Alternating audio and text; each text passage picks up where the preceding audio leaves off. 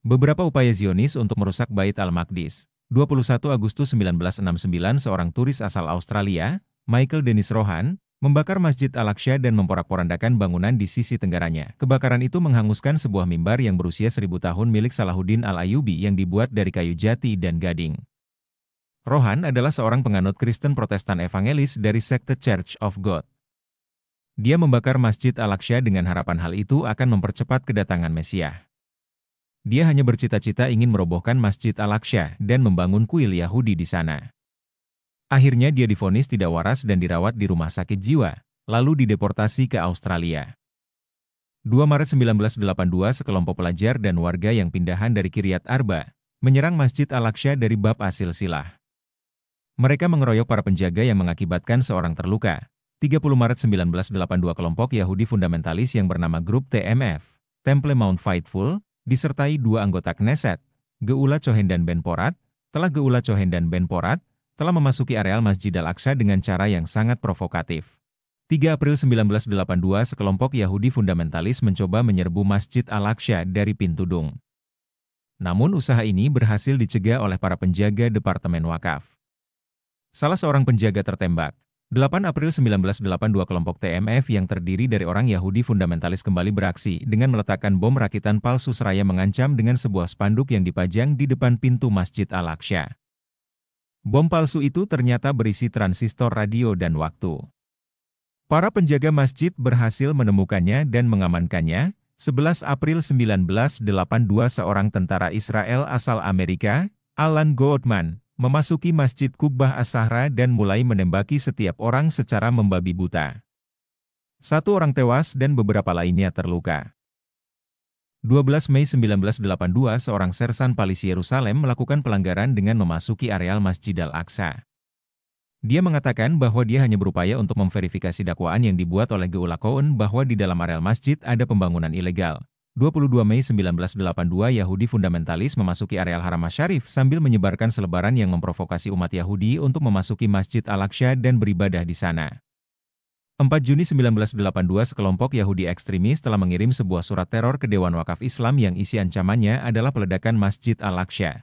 7 Juli 1982 TMF kembali beraksi dengan melakukan demonstrasi di areal masjid yang tujuannya mendukung invasi Israel atas Lebanon.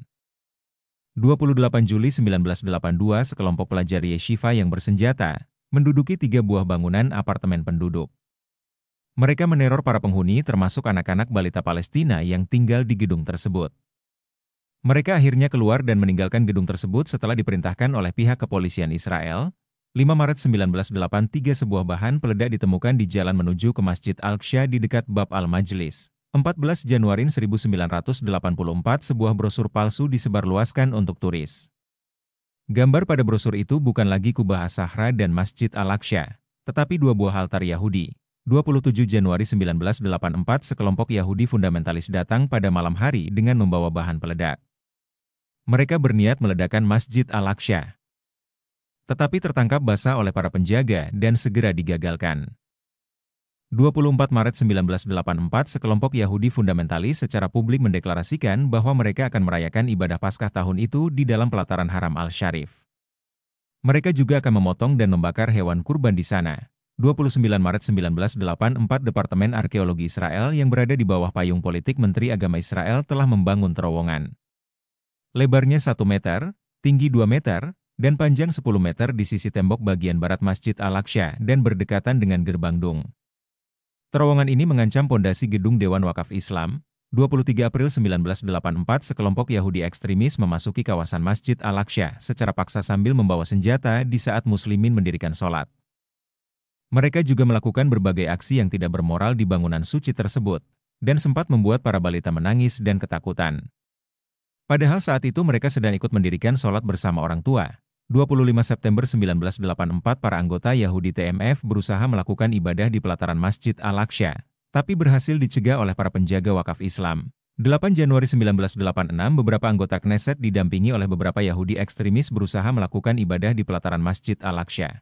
9 Januari 1986 kelompok Yahudi ekstremis TMF memasuki Masjid Al-Aqsa setelah mengibarkan bendera Israel di gerbang dung, tapi pihak polisi akhirnya menurunkannya. 14 Januari 1986 beberapa pemuda muslim melakukan aksi demonstrasi untuk mencegah Rabbi Eliezer Waldman yang melanggar masuk ke dalam pelataran Masjid Al-Aqsa. Tentara Israel menggunakan gas air mata untuk mengusir para demonstran dan menangkap 19 orang. 19 Januari 1986 sebuah organisasi Zionis, Gerakan Quds yang dipimpin oleh Meir Kahn, secara terang-terangan melakukan pelanggaran dengan cara memasuki pelataran Masjid Al-Aqsa. Mereka dicegah oleh sekelompok pasukan perbatasan Israel dan ditahan selama 1 jam sebelum akhirnya dibebaskan. Bab 4. Mukjizat di Al-Quds, sebuah tinjauan mistik. Sampai tahap ini, mungkin para pembaca masih bertanya, mengapa pada permulaan buku ini, penulis tidak menjelaskan tentang status Al-Quds sebagai kiblat pertama muslimin, dan tujuan Isra, Mikraj Nabi Shallallahu Alaihi Wasallam?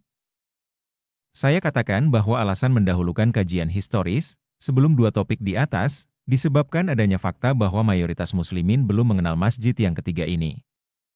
Mereka kebanyakan sama sekali tidak memiliki pengetahuan yang cukup tentang Masjid Al-Aqsa, kecuali sebatas pemberitaan yang terdapat di media publik. Beberapa pertemuan dengan para ikhwan di dalam mengkaji Bait Al-Maqdis membuktikan bahwa mereka banyak yang belum mengetahui manakah yang disebut Masjid Al-Aqsa yang disebutkan di dalam Al-Quran, Quran Surat 17:1. Sebagian pun ada yang beranggapan bahwa Masjid Al-Aqsa itu adalah Masjid Umar yang berlokasi di sisi selatan Haram Asy-Syarif, sementara lainnya menyangka bahwa Kubbah As-Sahra itulah Masjid Al-Aqsa. Secara sepintas hal ini terkesan tidak penting, namun ketika terdapat pembicaraan mengenai peristiwa Lesra, Mi'raj Nabi Shallallahu Alaihi Wasallam yang terjadi pada 27 Rajab tahun 10 kenabian, maka seluruh penjelasan mereka menjadi terdengar rancu. Sebab, banyak pendengar yang akan mengira bahwa sewaktu Nabi Shallallahu Alaihi Wasallam diperjalankan ke Al-Quds, maka lokasi dan posisi bangunannya sudah tampak seperti saat ini. Sehingga ada yang membayangkan bahwa Nabi Shallallahu Alaihi Wasallam telah mendirikan salat bersama para nabi lainnya di Masjid Umar, yang berdiri saat ini. Dan ada pula yang membayangkan bahwa beliau Shallallahu Alaihi Wasallam melakukannya di Kubbah As-Sahra. Pada akhirnya, kebenaran berita Al-Quran ini akan bercampur dengan hayalan para pendengarnya. Yang muncul kemudian pun bukan lagi pengetahuan dan keimanan, tetapi justru perdebatan yang sia-sia. Secara umum, muslimin percaya bahwa Nabi Shallallahu Alaihi Wasallam telah melakukan lesra ke Masjid Al-Aqsa dan Mikraj ke Sidratul Muntaha.